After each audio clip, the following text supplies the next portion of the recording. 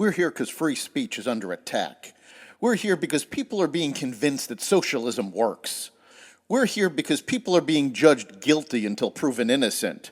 We are fighting back with facts. This is not a safe zone, so buckle up, Buttercup. This is the raw, naked truth.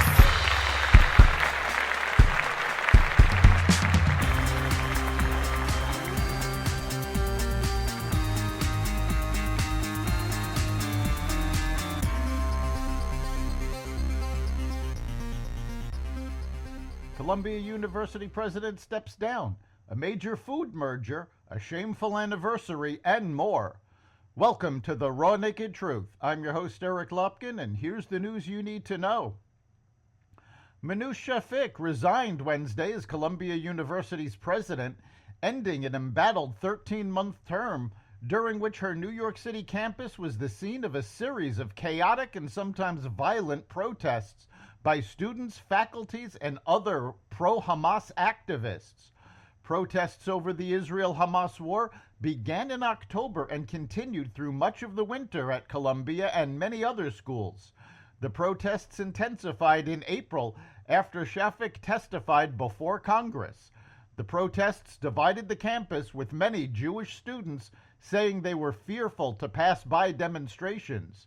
Shafik faced a backlash after calling on city police to break up an encampment, and again when students and others took over an academic building.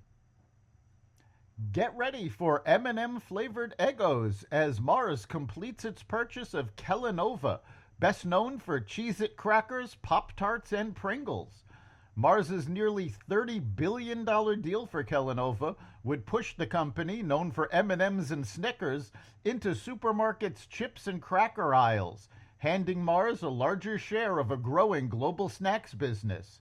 The agreement, one of the biggest on record among food makers, comes as consumers are balking at higher grocery prices and scrutiny is growing over the potential health impacts from processed food.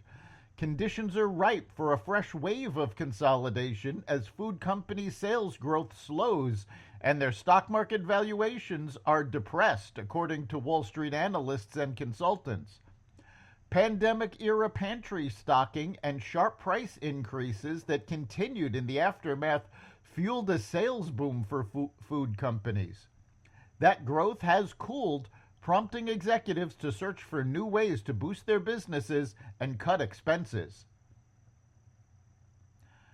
New York City has likely surpassed $5 billion in spending on services for migrants, including nearly $2 billion alone on housing, the scores of new arrivals flooding into the Big Apple, according to city data.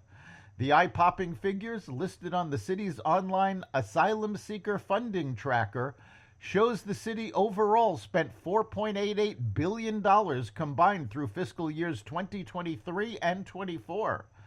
Based on the rate of spending, the city likely exceeded more than $112 million since the start of the new fiscal year beginning July 1st, or will soon, cracking $5 billion. Mayor Eric Adams' administration has even projected the cost could double, hitting $10 billion over the 3-year period ending June 30th, 2025. Finally, 3 years ago today, President Biden greenlit the U.S. Afghanistan withdrawal. On August 15th, 2021, Taliban forces seized Kabul, which, less than 2 weeks later, resulted in the deaths of 11 U.S. Marines and 170 Afghan civilians in a suicide bombing. The legacy of Biden's chaotic exit lives on in the minds of America's friends and foes alike, emboldening Russia, China, and Iran to take actions they would not have considered before. That's the Raw Naked Truth. You can catch every episode of The Raw Naked Truth at xvideo.com, the Apple Podcasts app, Google Podcasts, Spotify, iHeartRadio, Audible, Amazon Music, and other platforms that respect freedom of speech. We'll see you next time.